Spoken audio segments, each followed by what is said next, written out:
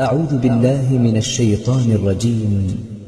للفقراء الذين أحصروا في سبيل الله لا يستطيعون ضربا في الأرض يحسبهم الجاهل أغنياء من التعفف تعرفهم بسيماهم لا يسألون الناس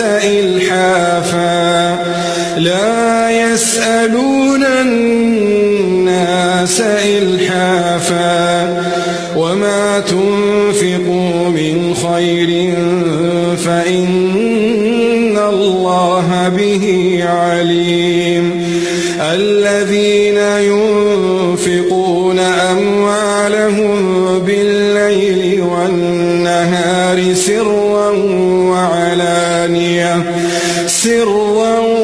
وعلانية فلهم أجرهم عند ربهم ولا خوف عليهم ولا هم يحزنون. الذين يأكلون الربا لا يقومون إلا كما يقوم الذي يتخبطه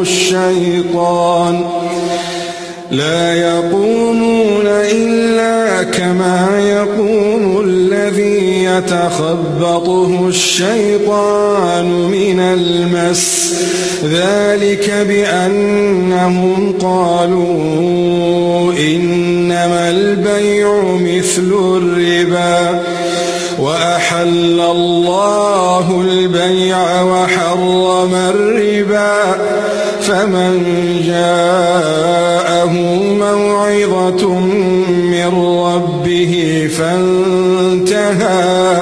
فانتهى فله ما سلف وأمره إلى الله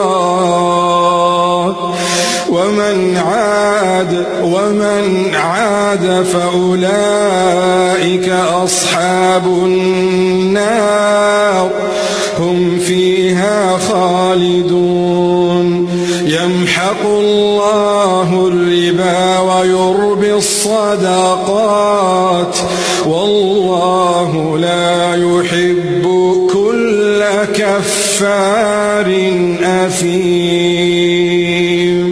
اللهم يا رب من نشر هذا المقطع اجعل له من كل هم فرجا ومن كل ضيق مخرجا وارزقه من حيث لا يحتسب واجعله شريكا لنا في الأجر يا رب.